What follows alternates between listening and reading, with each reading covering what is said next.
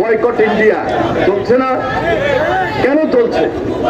India এই দাবেদার সরকারকে ক্ষমতায় রেখেছে বলেই আজকে বয়কট ইন্ডিয়া আজকে একটা স্লোগান জনগণের মধ্যে এই সেন্টিমেন্ট আকারে দেখা দিয়েছে।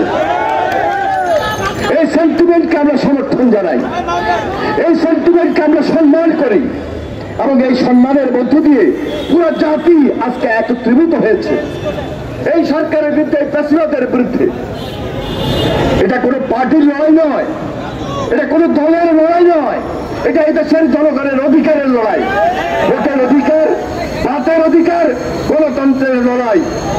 সুতরাং এই লড়াইয়ে জিততে হলে আমাদেরকে আন্দোলন সংগ্রাম করে এক এবং ঐক্যবদ্ধ থাকতে হবে দেশনেত্রী বেগম খালেদা জিয়ার নেতৃত্বে, ভারপ্রাপ্ত চেয়ারম্যান জনাব তারেক রহমানের নেতৃত্বে। ইনশাল্লাহ আপনারা এই আন্দোলনে গরম, তীব্র গরম তাপদাহ উপেক্ষা করেও আজকে রাজপথে ঐক্যবদ্ধ। একদিকে পানি বিতরণ করবেন, স্যালাইন বিতরণ করবেন, আরেকদিকে রাজপথকে প্রকম্পিত করে রাখবেন। এটা হলো আন্দোলনের কৌশল, আন্দোলনের নিয়ম। ইনশাল্লাহ আমরা ঐক্যবদ্ধ রয়েছি, আমরা হতাশ হই নাই। যুব দলের সাধারণ সম্পাদক মোনায়েম মুন্না আমাদের মাঝে উপস্থিত হয়েছেন। আমাদের হাবিবের অত্যন্ত ঘনিষ্ঠ জন জাতীয়তাবাদী যুব দলের সাধারণ সম্পাদক মোনায়েম মুন্না আমাদের মাঝে উপস্থিত হয়েছেন। এখনো জেলখানায় কারাবন্দী রয়েছেন সুলতান সালাউদ্দিন টুকু, আমাদের যুব দলের সভাপতি। জেলখানায় আছে না? জেলখানায় আছে। সাইফুল ইসলাম নীরব, সাইফুল আলম নীরব, সেও যুব দলের সভাপতি ছিল, সেও আজকে জেলখানায় কারাগারে বন্দী ছিল, বন্দী আছে।